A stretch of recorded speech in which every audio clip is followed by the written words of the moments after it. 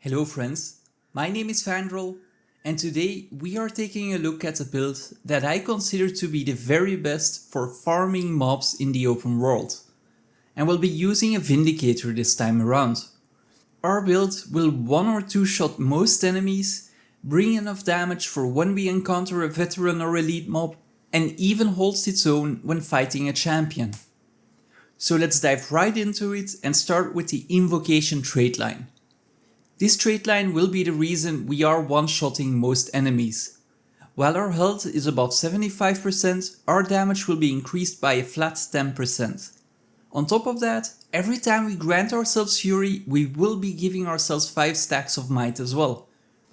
And our Grandmaster trait will increase our critical hit chance by a massive 25% while we're under the effects of Fury as well. Maintaining Fury will be very easy with this build, and I'll get to that when we're taking a look at the rotation and skill usage later on. Our second trait line will be Devastation. This will boost our offense even further. This trait line would increase our damage to enemies above 80% by a massive 20%. And our minor traits even play off increasing our damage even more. The second and third traits we'll be picking will be the reason why we won't need to worry about healing at all. Battle Scars will let us steal life from enemies, keeping us near 100% HP most of the time. And if you do happen to get hurt, you should be back to full life in one attack anyway. Our final trait line will of course be the Vindicator trait line. And we start off by another 10% damage increase as long as our endurance is not full. And given that the main part of our rotation will be spent dodging, this bonus will be active most of the time. For the second trait, you actually have two options. For open world content, my preference goes towards Reaver's Curse, which lets us regenerate endurance based on the amount of mobs we're hitting with our dodge. If you prefer getting Vigor instead, which will provide a more consistent flow of endurance regeneration, you can go with Song of Arboreum. Both work great, so it's rather a matter of preference. And our Grandmaster trait will be Death Drop.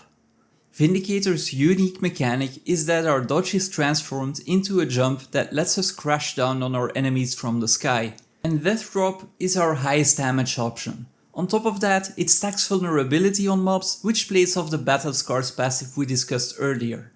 There is something to be said about Imperial Impact, which extends our buffs at the cost of dealing lower damage, but buff up time won't matter as much because most fights will take only a few seconds anyway.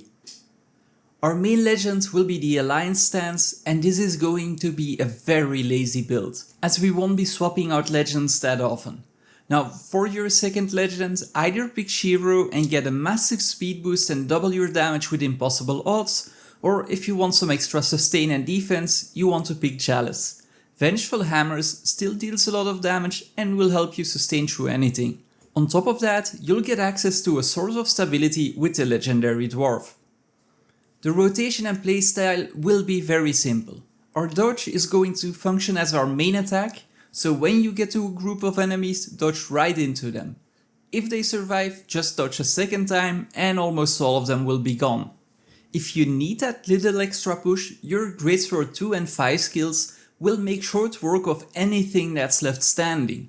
Greatsword 2 is your fastest attack, so prioritize that if enemies are low on health. Greatsword 5's windup is much longer, but in turn you do a massive amount of damage. Notice how I'm neglecting to mention Greatsword 3, and that's because we're going to be using it for mobility instead. Archemorus' Battle Dance utility is a charge forward, as is our Greatsword 3 attack. And we're going to be using those two to get from mob to mob without having to mount up all the time. You want to use Battle Dance before Greatsword 3 for the simple reason that Battle Dance is on a 3-second cooldown, so you'll be able to use it before and after Greatsword 3 to cover even bigger distances. Another utility worth mentioning is Scavenger Burst. This is a range targeted AoE, and if you hit an enemy with it, you'll get access to Quickness and Fury. Having Quickness is always great to increase our attack speed. But if you remember our Retribution trait line, Fury is a super important buff as it increases our critical strike chance and gives us 5 stacks of might. So when you approach an enemy, pop that skill on them to start off the fight with an advantage. The other utilities are very good too, but fairly situational. The heal skill isn't the greatest, but it does its job just fine. Reverse Rage is actually a pretty solid break bar damage, and even more importantly, it's a stun break. So if you happen to get crowd controlled, use it instantly. The Elite skill has a very long range and deals extreme single target damage, but the downside is the wind up. It's pretty long. But you can use this if you're approaching a stronger enemy and you have a time to start casting it, whereas during combat it'll have a pretty low priority as we should be killing mobs faster than this skill takes to hit. As mentioned, your second legendary can be either Shiro or Jalis, but we won't be spending much time in them. These are just a backup in case we need it. And for your gear setup, this is pretty flexible. Full Berserkers with Runes of the Scholar or Eagle works perfectly fine if you don't have the luxury to build a specific open world set. If you do have the luxury, however, Marauders and Dragons are definitely worth picking up for more survivability.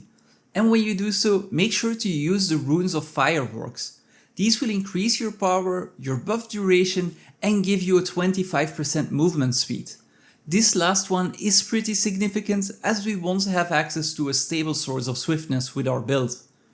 For your weapon, simply go with a Berserker's Greatsword with Runes of Force and Stamina.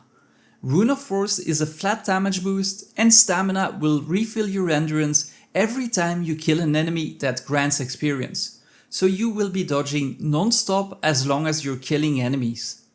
Alternatively, you can also equip two Greatswords, both with Runes of Stamina and Energy. The Rune of Energy will refill some of your endurance every time you swap weapons or you swap legends. But honestly, I haven't felt the need for that setup yet, so I prefer a single Greatsword and include a Rune of Force. And that's about it. This is my go-to build if you want to specifically farm enemies in the open world. If you have any comments or questions, make sure to leave them down below, or better yet, join our Discord, the link is in the description. If you liked it, please like this video and make sure you subscribe or I will send a Spear of Archimedes your way.